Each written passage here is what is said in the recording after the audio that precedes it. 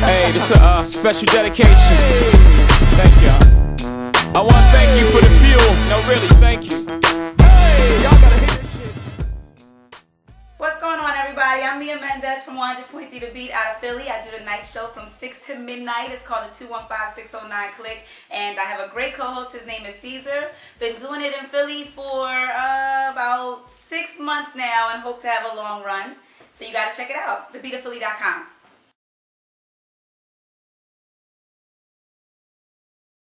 I never knew I wanted to be on radio. I never knew I would do this. I actually went to Temple, shout out to all my Temple graduates, and my degree's in broadcast communications. And when I first started Temple, I thought that I would be a news anchor. So most of my classes were TV related. And basically what happened was I had an internship. Everybody has an internship when they're in college. And I did my internship for Channel 3 for CBS. And I realized, even though I loved the internship, I was in the public relations department. What I realized was news wasn't for me. I have a much more upbeat, happy-go-lucky personality, and it was just something that I didn't see myself doing every day because, you know, the news can be sad and pretty negative. So it wasn't something I could see myself doing every day. So at this point, if I did news, it would have to be entertainment news. But so I didn't know what I wanted to do. I was in my senior year. I didn't want to do that, but you know, you're a senior, so you just keep going and you get the degree. And I started actually doing promotions. So if you ever go out and you're at a store and you see the table set up and a promotions crew with a radio station, that's how I started. And that was a lot of fun because I like to talk to people. And I did that for almost over a year. And I started, you know, seeing the different departments in a radio station. So doing some board hopping in the studio, learning the board. And it was different people. Actually, for everyone that's part of, you know, Philly, Jersey area, shout out to Pooch Man, legendary in my eyes. He actually inspired me to do radio. He used to push at me, like, Mia, you need to do an air check. And that's basically what we call a demo. So, you know, it was fear. I will say that it was fear that I was scared to talk on the radio. And I don't know, I was a little bit shy growing up. But I did it, and I just started messing around with it, and I loved it. So I started sending out air checks and resumes and stuff to various stations all over the country. That's something people should know. If you want to do radio, you have to be willing to up and move. And my first radio gig was in Tulsa, Oklahoma. People are always shocked at that, but I did a middays out there. And from there, I went to Hartford, Connecticut and did middays. Then I came to Philly, and now I'm on a night show, and it's been fun. I'm glad I did it. It helped with the fear factor. I'm not as shy, I guess you could say, anymore because of radio. Now you said air check. What's an air check? It's basically like our version of a demo. So what you would do is, you know, you go in a studio if you have access to something like that. You go in a studio, and basically all it is your programming director wants to hear your voice, know your personality. So you would take, let's say, the last 30 seconds of a song, whether it's, you know, Trey Songz, Lil Wayne, you would record that last 30 seconds, and you record your talk break coming out of that song, going into another one, coming out of that song, going into commercials, whatever it would be. It's just your talk breaks, and you put it together, maybe 3 minutes altogether, whatever you want to do in that 3 minutes, and that's what the programming director listens to. And just to get a sense of who you are, your personality, how you come across on the air. So I did that in a studio and, you know, started sending it around. So now that, you know, once you have jobs, you know, now you just take your live breaks now that, you know, you have that once you have jobs. But prior to that, you have to make it up. So, yeah, be creative when you make it up. Now, Mia, you're on radio, the face.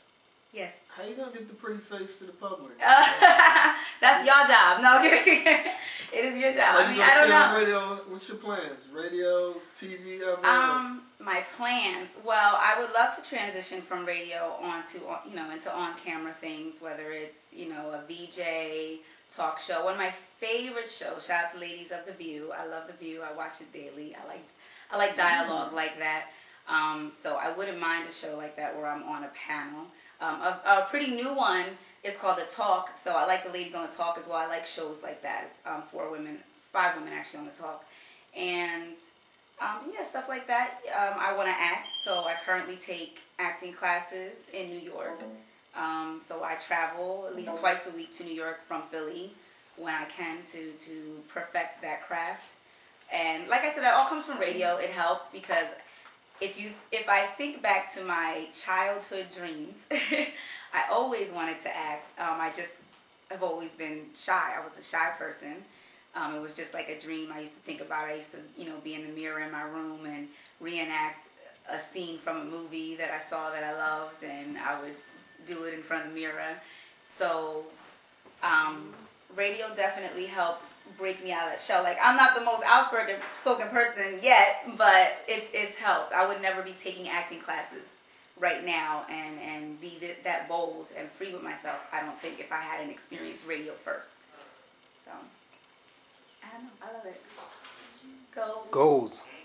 Do you have any short-term goals? Short-term goals. Short-term goals, at this point, I have never gone on an actual audition. So my short-term goal for the summer of 2011 is to tackle auditions. I've been taking acting classes for a good year now, I would say, with the same teacher. Shout out to MTV Studios in New York. I absolutely love that school. For anyone who wants to act, I highly recommend it. They have an awesome program, great teachers that really show you how to develop a character and just draw back from various experiences and emotions in your life that can build that character and so that character can become a real person and not so generic. And so it's definitely a craft. I'm learning a lot about it. So at this point, I've been taking the classes for about a year. In no way am I an expert. One thing I think, and I would hope many actors do, is to constantly go to school, constantly learn, because I don't think it's ever something I would perfect. I think it's a learning process, every character. So, yeah, my short-term goal is to tackle auditions. Now I have to get up the courage and actually audition. So that's that. Fears. Do you have any? Fears. I don't like the word fear. I don't want to claim that I have fears. Cool. I don't want to claim that. What I will say is, yes, I was fearful. I was fearful as a child to go after certain things.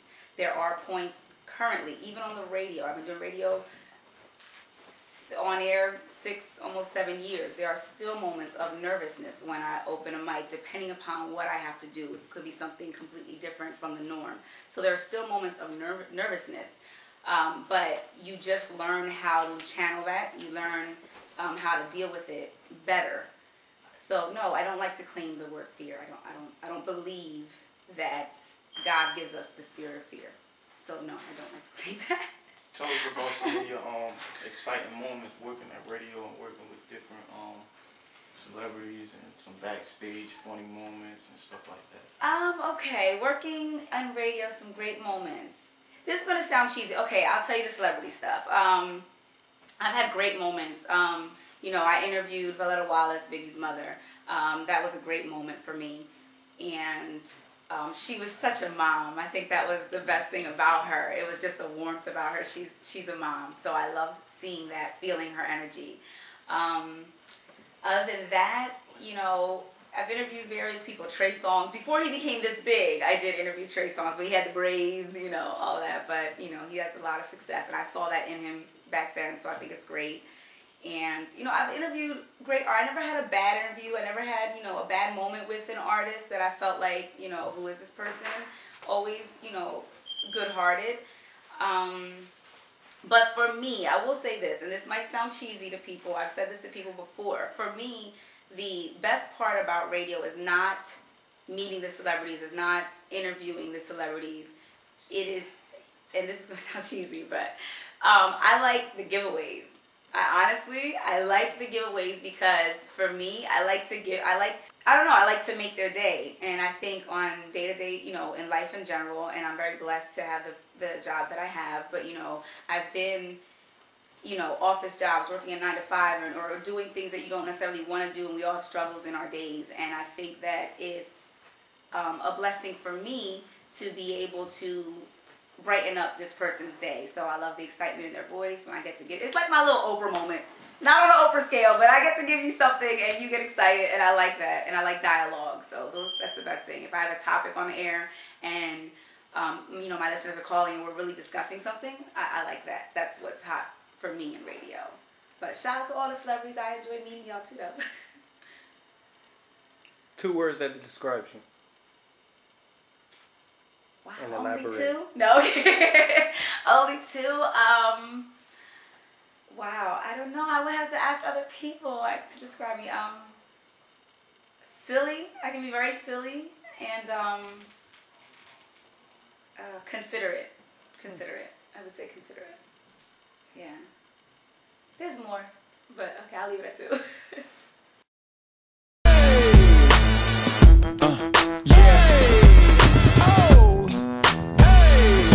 Hey, this a special dedication. Thank y'all. I want to thank you for the fuel. No, really, thank you.